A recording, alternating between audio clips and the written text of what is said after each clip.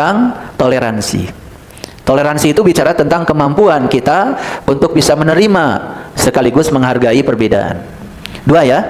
Pertama menerima, yang kedua menghargai perbedaan. Di mana kita belajar toleransi? Yang paling gampang ya di rumah. Dengan siapa? Dengan pasangan aja dulu. Dengan pasangan aja dulu. Kita sadar bahwa kita dengan pasangan ini kan dipasangkan. Semua yang dipasangkan itu pasti berbeda, tidak sama. Paham ya? Kalau orang Sunda bilang pasangan mutu ya coet. Gak mungkin mutu dengan mutu, coet dengan coet. Mau jantan atau sambal. Betul nggak? Kan jadinya sambal itu karena ada ulekan dan ada cobek. Pasangan ulekan ya cobek. Gak mungkin ulekan berpasangan dengan ulekan, cobek berpasangan dengan cobek. Coba di rumah punya 10 cobek, ulekannya nggak ada, nggak jadi sambal. Namanya pasangan itu pasti berbeda. Sadar bahwa kita ini dalam hidup dipasangkan karena berbeda. Disitulah kita diajarkan untuk lita'arofu. Lita'arofu itu saling mengarifi, saling mengarifi, saling mengenal. Masa sudah rumah tangga 30 tahun gak saling kenal? Masa masih masing-masing menunjukkan egonya, padahal sudah 30 tahun tuh berantem? Masa tidak pengen gitu berhenti berantem? Masa tidak pengen mencari akar masalah kenapa saya berantem? Kan berantem itu gara-gara kita tidak siap menerima bahwa saya dengan pasangan saya berbeda. Ya sudah, jangan pengen sama. Kalau nggak nyaman pakai baju, nggak usah seragam daripada stres. Pura-pura aja sebagai pasangan yang serasi, kemana-mana bajunya seragam. Ternyata besok-besok ada pengumuman, dia itu stroke. Gara-gara dipaksa harus pakai bajunya sama. Ya kalau memang ingin pakai baju yang sama, nah itu sehati dan itu nyaman ya teruskan. Kalau kemudian itu ada tekanan dari pihak lain karena harus dianggap serasi, besoknya stroke, ya nggak usah. Kan sederhana sebetulnya kalau saling mengenal. Ya, suami senangnya warna biru, biarin aja tiap hari pakai biru, apa masalahnya? Istrinya senang warna hitam, ya biarin tiap hari warna hitam, atau supaya kelihatan lebih langsing, ya nggak apa-apa. Kenapa mesti dipaksa? Paham maksud saya? Jadi tempat yang paling bagus untuk belajar toleransi, yang paling nyata di mana tadi? Dengan siapa? Ya, kalau dengan pasangan aja tiap hari nggak akur, jangan ngasih ceramah toleransi.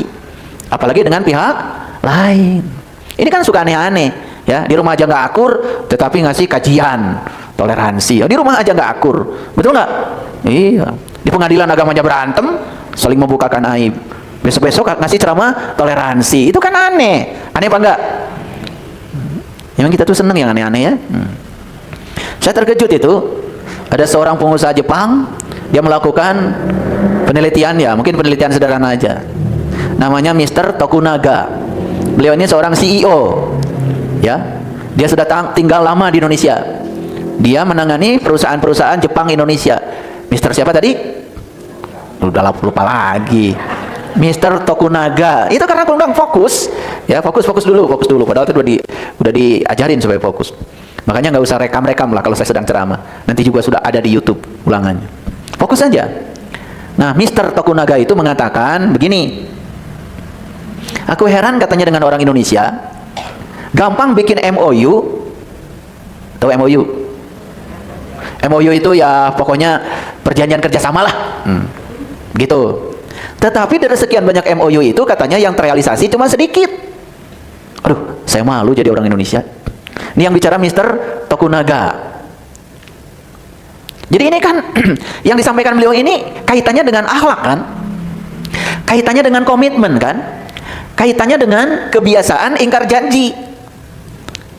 Jadi jangan-jangan beliau ingin mengatakan bahwa kita ini punya budaya gampang janji tapi gampang ingkar janji. Ya semoga tidak begitu.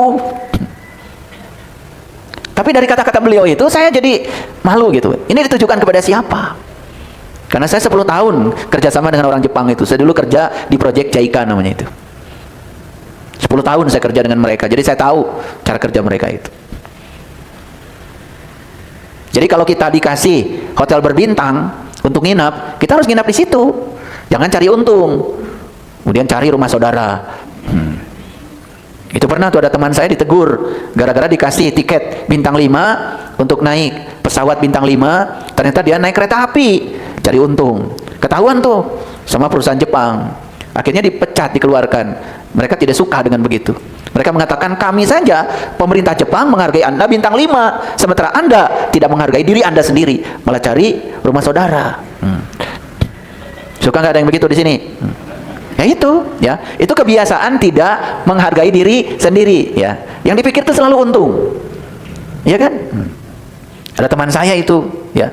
Waktu kita mau ya tes untuk sekolah ke luar negeri waktu itu, dia telat datang.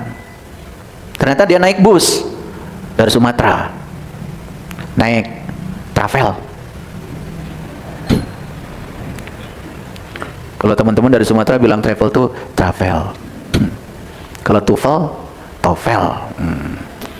Jadi waktu sampai di tempat tes ditanya, kenapa Anda terlambat? Saya naik bus 3 hari 3 malam. Bus apa? Travel. Ya akhirnya ya diperingatkan oleh lembaga. Nah, kamu kan sudah dikasih tiket pesawat.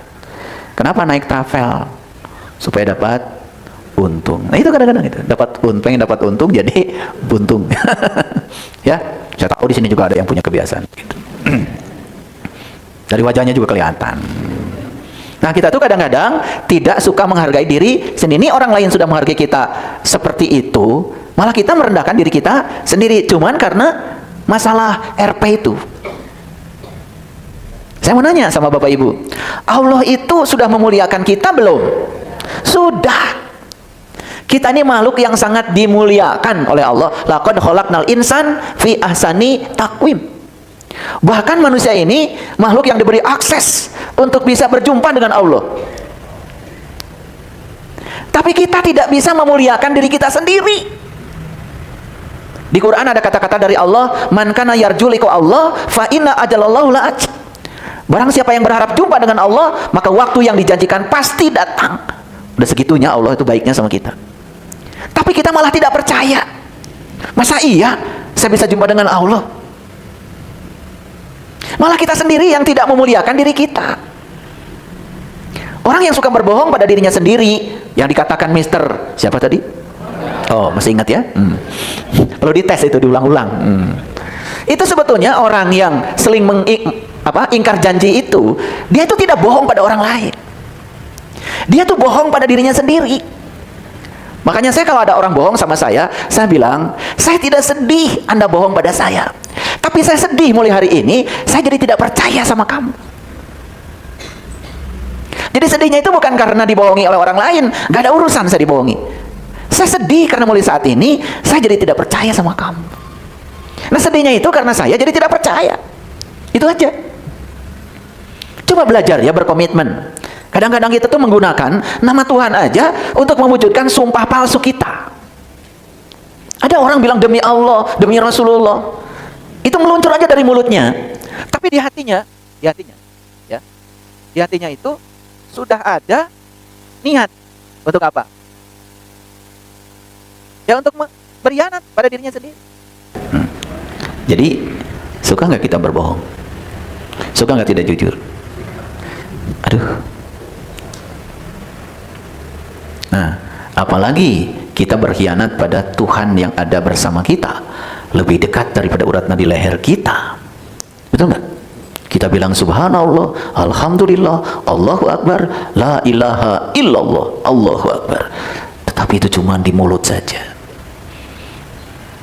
Kata subhanallah itu bukan Allah perlu disucikan oleh kita, bukan. Izinkan kemasuciannya menyucikan diri kita. Jadi waktu bilang subhanallah itu, kesadaran yang muncul di sini adalah saya tidak mau mengotori jiwa saya sendiri, karena di dalam diri saya ada Allah yang Maha Suci. Izinkan Dia yang Maha Suci menjaga kesucian diri dengan kalimat subhanallah. Kita kadang-kadang cuma subhanallah, subhanallah, ngomong aja. Besok udah berbohong. Maaf ya, ini saya memperhatikan fenomena ini. Yang dikatakan oleh Mister siapa tadi? Oh, masih ingat ya? Yang dikatakan Mister Tokunaga itu hanya sebuah alarm kecil. Dan dia itu bicara tentang orang Indonesia loh. Gampang bikin MOU, gampang bikin tanda tangan, tetapi gampang juga mengingkari MOU-nya sendiri. Bahkan yang terrealisasi, kata beliau, cuma sedikit. Mungkin bagi orang yang biasa membaca kalimat Mr. Tokunaga ini biasa, tapi bagi saya, aduh, ini harga diri bangsa. Kita ini adalah the top di dunia, negara yang paling religius dan negara yang paling rajin berdoa, nomor 1 di dunia. Makanya ketika ada yang begitu tuh, bilang begitu tuh, rasanya kok berlawanan gitu. Ini dengan ini kok jauh banget. Nah, inilah kenapa saya hari ini disuruh membahas judul ini. Kelihatan judul ini serem ya. Ada 2 kata yang serem di sini, pedang dan memenggal. Tapi saya tidak cerita pedang yang fisik. Ini saya mau cerita tentang pedang keyakinan buta. Selalu memenggal perbedaan. Jadi walaupun kelihatan kata-katanya seperti serem, sebetulnya saya mau bicara tentang kelembutan. Pedang keyakinan buta, ini jadi bacanya satu, jangan pedang aja. Pedang keyakinan buta itu satu kata benda. Selalu memenggal perbedaan. Kan banyak tuh orang yang alergi terhadap perbedaan, tidak siap menerima dan menghargai perbedaan. Ada suami istri berantem cuma karena masalah perbedaan adat istiadat di keluarga. Yang keluarga ini kalau ada oleh-oleh biasa ngasih, yang keluarga ini kalau ada oleh-oleh masuk berangkas.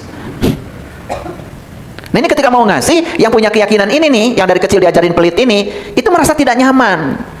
Jadi dikiranya memberi itu buat orang lain. Itu berantem cuma karena perbedaan. Yang ini di keluarga diajarkan memberi, yang ini di keluarga belajar untuk menyimpan. Ada nggak kayak gitu? Yakin ada. Ada nih. Yang suami ingin ngasih sama ibu bapaknya, yang istri tidak punya budaya itu. Ketika ngasih itu malah justru berantem, pada itu kebaikan. Itu pedang keyakinan buta itu. Itu keyakinan juga, ya. Dan biasanya selalu memenggal yang berbeda, tidak mau ada yang beda, ingin semuanya sama. Kenapa saya hari ini disuruh membahas judul ini oleh intuisi saya? Jawabannya ada pada diri Bapak Ibu yang hadir. Ngerti? Atau belum ngerti? Ulangi pertanyaan. Mengapa hari ini saya harus membahas judul ini? Jawabannya ada pada Bapak Ibu yang hadir. Itu aja. Nggak usah terlalu dijelaskan ya. Atau belum ngerti? Ya karena Bapak Ibu cocok dengan judul ini, gitu aja. Jadi ya jadi bocorin sama saya. Nah, saya ingin berbicara tentang keyakinan buta dulu. Ini bahaya nih keyakinan buta itu. Apa sih keyakinan buta itu? Ya, secara global gini. Orang yang keyakinannya buta itu, dia meyakini sesuatu yang sebetulnya dia sendiri tidak tahu. Ulangi. Sebelum saya pakai ayat-ayat. Ulangi. Orang yang punya keyakinan buta itu, dia meyakini sesuatu, sementara yang dia yakini itu, dia sendiri tidak tahu. Clear ya? Ya udah jawab sendiri aja. Kenapa dia di sini? Dia meyakini Tuhan. Dia sendiri sebenarnya tidak tahu yang dia yakini itu. Dia cuma menyebut-nyebut namanya, membicarakan sifatnya, atau membicarakan Tuhan sebagaimana yang dibicarakan kebanyakan orang. Dia sendiri belum menyaksikan, dia belum mengalami, tetapi dia meyakini. Nah, itu yang disebut dengan keyakinan buta. Masuk nggak kira-kira? Masuk. Masuk buat siapa? Nah, gitu. Kalau ditanya rukun iman ada berapa? Tahu. Iman pada Allah. Dan kalau ditanya, udah tahu dan kenal sama Allah. Iman pada malaikat, tahu malaikat itu apa? Nggak tahu, cuman tahu aja malaikat ada 10, gitu aja. Tapi begitu ditanya yang 10 pun, satu aja nggak ada yang kenal. Yang Jibril yang mana sih? Yang Israfil yang mana sih? Tapi yakin. Karena kalau nggak yakin takut masuk neraka. Sehingga agama itu kelihatan jadi paksaan. Padahal kata Quran, la ikraha fiddin, tidak ada paksaan dalam agama. Boleh nggak? Saya tidak yakin karena saya belum tahu. Boleh, harusnya boleh. Tapi dari kecil kita diajarkan nggak boleh, malah ditakut-takuti. Wah, itu murtad, sesat. Nah, itu. Jadinya kita itu jadi orang yang terpenjara oleh gambaran mental tentang diri kita. Itu namanya ego. Makanya kata Menteri Agama, kendalikan ego. Kan di balik kata-kata yang beliau sampaikan itu ada pesan mendalam. Dan ini perlu dijelaskan, ego apa? Yang paling berbahaya adalah ego keyakinan. Dan seterusnya ya. Oke, baik sekarang. Kalau kita bicara tentang Al-Quran, Al-Quran yang 30 juz itu, ya. Al-Quran ini dibuka dengan Al-Fatihah. Kalau dalam bahasa Arab, kalau ada alif lam, itu pasti berbicara kata benda. Jadi Al-Fatihah itu berarti ada alif lam di situ. Bicara apa tadi? Kata benda. Kalau dalam bahasa Inggris, the. Nah itu. Kalau dalam bahasa Arab, al. Itu mencirikan kata benda. Jadi Al-Fatihah ini bukan sekedar nama surat sebetulnya. Tapi Al-Fatihah ini adalah nama benda. Nah, Al-Fatihah sendiri artinya adalah pembuka. Kalau Al-Fatihah ini kata benda dan Al-Fatihah itu artinya pembuka, berarti Al-Fatihah itu cerita tentang sebuah benda yang fungsinya buat membuka. Clear sampai sini? Pelan-pelan ya, pelan-pelan. Membuka apa? Kan gitu masalahnya. Apa yang harus dibuka? Gitu. Ya banyak yang harus dibuka. Kita harus membuka pikiran kita supaya lebih terbuka pada pikiran dan pandangan orang lain. Kita harus membuka ya ruang kita supaya siap menerima apapun yang terjadi walaupun kita tidak suka, karena kita tidak bisa mengendalikannya. Banyak sebetulnya. Tapi yang paling penting adalah yang harus dibuka itu adalah hijab antara kita dengan diri sejati kita. Jadi yang harus dibuka itu adalah kelopak mata kalbu kita, kelopak mata jiwa kita. Karena kalau kita tidak kenal siapa diri kita, kita tidak kenal siapa Tuhan kita, itu menjadi malapetaka buat hidup. Makanya Nabi Muhammad menyampaikan, awaluddin ma'rifatullah. Awalnya agama adalah mengenal Allah.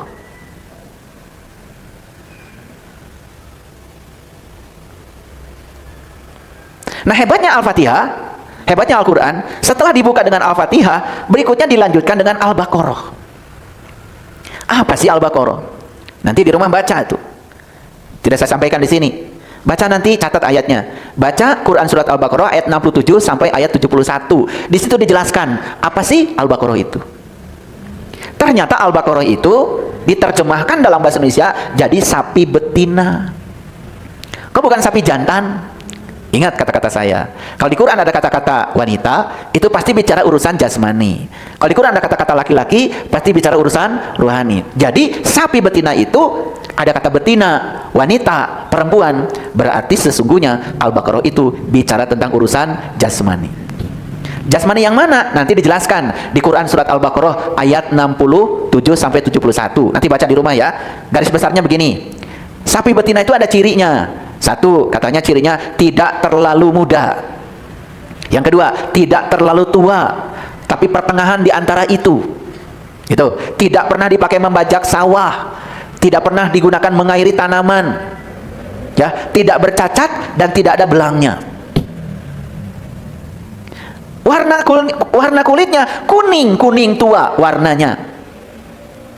Merinding saya. Cerita apa itu? Ternyata yang dikatakan Quran itu cerita jasmani kita. Makanya sapi betina itu adalah ini jasmani. Ini jasmani, ini kendaraan yang diberikan semesta. Supaya apa? Supaya ruhku yang ditiupkan ke tubuh ini mengalami berbagai macam pengalaman. Ingat, tanpa tubuh kita tidak mengalami berbagai pengalaman rasa. Justru karena ada di tubuh inilah ruhku mengalami rasa sedih, rasa gembira, rasa sempit, rasa lapang, rasa pahit, rasa manis, rasa pedas, rasa asin. Mewah nggak Bapak Ibu mengalami rasa itu? Mewah. Dan kita hanya bisa mengalami rasa-rasa itu ketika ruh masih ada di tubuh ini. Ketika ruh sudah keluar di tubuh ini, tidak ada pengalaman rasa itu. Makanya pantas kalau di Quran dikatakan surga dan neraka itu adalah tempat di mana kamu masih bernapas, bahkan langit dan bumi masih ada. Bersyukur nggak Bapak Ibu bisa mengalami berbagai pengalaman rasa itu? Syukur. Cuma kita ini sudah terjebak dualitas. Rasa yang tadinya netral itu oleh kita diberi nama. Yang ini namanya rasa bahagia, ini rasa sedih. Nah, gara-gara diberi nama itu, kita jadi kehilangan identitas. Seolah-olah kita itu rasa itu. Padahal kita ini sebetulnya adalah yang menyaksikan semua rasa itu. Coba kita jadi ruang, jadi penyaksi. Rasa sedih disaksikan, rasa gembira disaksikan. Biarkan dia datang dan terpergi, karena itu bukan diri saya. Itu cuma gelombang di laut yang sedang menari naik turun. Karena saya bukan gelombang, saya adalah samudra, saya adalah laut. Itulah pentingnya belajar kesadaran. Nah, orang yang sudah sampai di titik ini, dia tidak terjebak lagi oleh pasang surut kehidupan dunia. Hidupnya selalu tenang, tentram, damai, bahagia. Tenang, bahasa Arabnya sakinah. Kalau sudah sakinah, naik kelas, jadi mawadah. Mawadah itu cinta. Cinta itu apa? Cinta itu memberi. Makanya orang yang sudah tenang, dia hanya ingin memberi. Itu mawadah.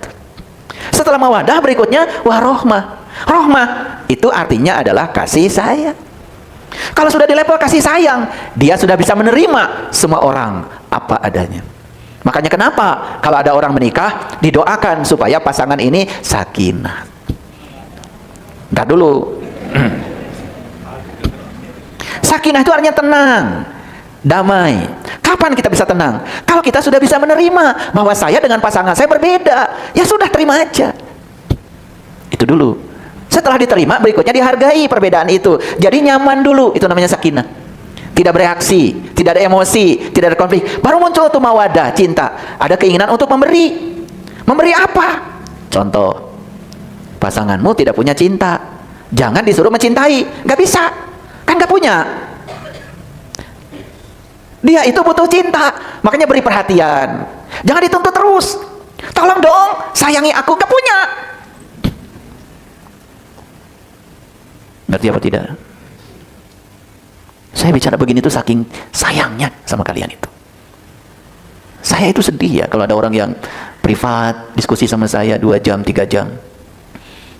Setiap hari berantem aja. Urusan-urusan yang seperti itu bertahun-tahun. Mau sampai kapan? Berharap bahagia. Bahagia itu nanti kalau pasangan seperti yang kita mau. Yang akan mungkin. Kan beda. Paham apa tidak? Jadi ini apa ini? Al-Baqarah itu jasmani. Saya tanya sekali lagi, kita ini sekarang mewah nggak punya jasmani?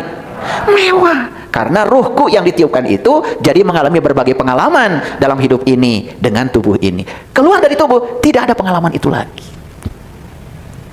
Lalu kenapa kita berangan-angan seolah-olah bahagia itu nanti? Padahal kita ini sekarang sedang mengalami berbagai macam berkah dengan tubuh ini. Makanya kenapa ada Quran surat Al-Baqarah 286 ayat. Ada yang bilang sama saya, Saiful Karim itu katanya kalau baca Quran sepenggal-sepenggal. Terima kasih. Apa perlu saya jelaskan sama dia? Itu kan persepsi dia tentang saya. Apa saya perlu jelaskan saya ini baca Quran 3 jam sehari? Gak penting. Ya biarkan aja, kan dia tidak melukai saya. Akan menjadi luka kalau saya tanggapi. Ntar juga berlalu. Awan hitam, awan putih pasti datang dan pergi. Dan saya tidak usah menanggapi. Nah, kalian tuh menderita karena apa-apa ditanggapi. Capek sendiri. Wajahnya jadi kayak gini, gosong.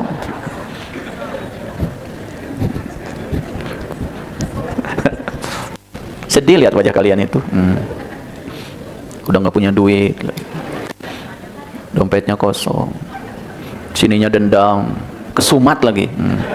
Ya, dikit-dikit marah, baperan, sakit hati. Makanya tubuh dan pikiran ini itu kontak, Bapak Ibu. Ketika pikiran mikir yang enggak, tubuh langsung memproduksi hormon-hormon yang buruk. Karena apa? Tubuh ini adalah pelayan yang sangat setia bagi pikiran. Makanya hati-hati dengan pikiran. Nah, lama-kelamaan tubuh dan pikiran itu nyatu. Tubuh jadi pikiran. Makanya di tubuh ini banyak penyakit. Tapi kita nggak mau jujur. Itu penyakit datangnya dari pikiran. Nanti ya saya bahas khusus itu. Sekarang ini dulu. Jadi coba, indah sekali kan? Dibuka dengan Al-Fatihah. Dilanjutkan dengan Al-Baqarah. Ih, keren banget. Karena barangnya itu, barang tentang Al-Fatihah, adanya di Al-Baqarah. Mana barangnya? Ini barangnya. Sampai dijelaskan barangnya di surat Al-Baqarah. Aduh, segitu jelasnya. Itu sapi betina. Tidak ada urusan dengan sapi yang di kandang. Gak ada. Maka Al-Quran cerita, sapi di kandang sapi itu urusan tukang sapi. Quran ini kan nilainya sangat tinggi. Bukan ciptaan yang ecek-ecek, bukan. Makanya itulah pentingnya baca Quran itu secara konteks.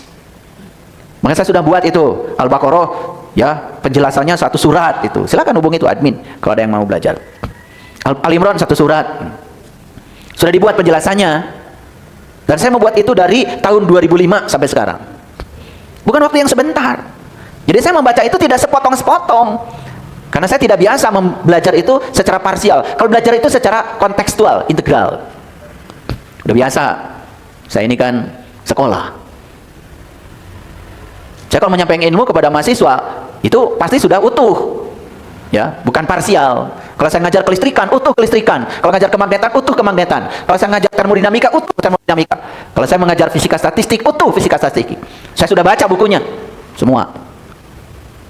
Udah di luar kepala. Saking di luar kepala, gak ingat apa-apa.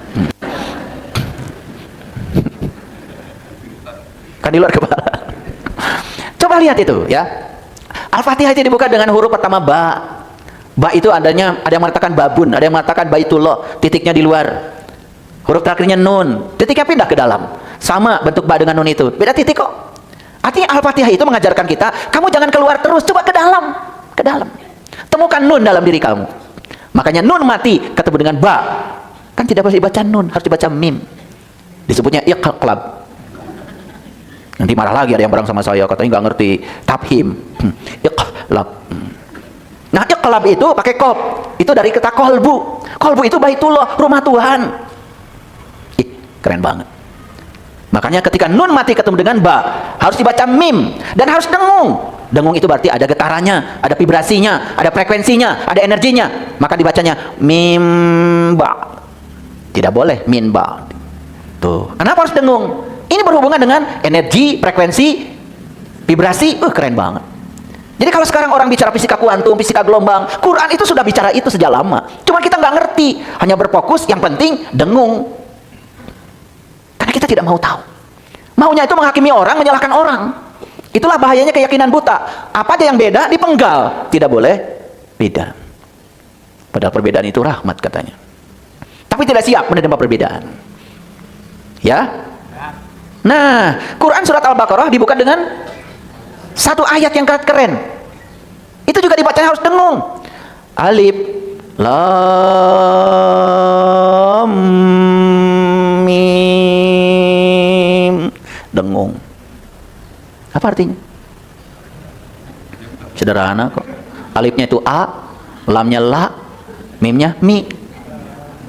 Jadi alif lam mim artinya apa? A, la, mi. Itu sebetulnya kita disuruh mengalami. Gitu aja kok. Karena kata orang bijak, malam yazuk lam ya'rif, yang tidak mengalami tidak akan paham. Jadi ternyata paham itu harus mengalami. Setelah mengalami baru meyakini. Ini mah aneh, tidak mengalami meyakini. Buta enggak? Itulah keyakinan buta. Makanya orang yang punya keyakinan buta selalu pakai pedang keyakinan butanya. Untuk apa? Memenggal yang beda. Saya nggak pakai peci aja dianggap beda. Padahal saya kalau pakai peci itu pusing, kurang oksigen. Coba lihat orang umroh, haji, kan tidak boleh ditutup supaya tetap ihram. Ihram itu bersuci, tidak punya kemelekatan. Jadi saya ini ihramnya setiap saat. Ini ihram kan? Kan kalau ditutup kena dam. Ini kalian pada tutup dam itu. Jadi saya ihramnya terus-terusan itu, ihram. Betul nggak? Ya itu kan pribadi saya punya alasan. Betul nggak? Dan saya bukan neko-neko ya. Saya kalau hari Jumat itu harus khutbah, pakai peci itu. Itu baru seperempat jam pusing itu. Karena saya tidak biasa. Jadi pori-pori saya harus terbuka. Nah kalau terbuka gini tuh, tiba-tiba jadi seger gitu lah. Kalau seger itu mikirnya kan jadi fresh. Tahu alif lam mim? A, la, mi. Gimana caranya? Coba saya mau nanya Bapak Ibu, mana yang bagus? Bilang inni wajhatu wajhiya lilladzi fataras samawati wal ard hanifan wa ma ana minal musyrikin. Mana yang bagus? Dibaca atau dialami? Itu harus kamu alami itu. Cuma ngomong aja. Nabi Ibrahim waktu bilang inni wajhatu wajhiya lil, itu beliau mengalami.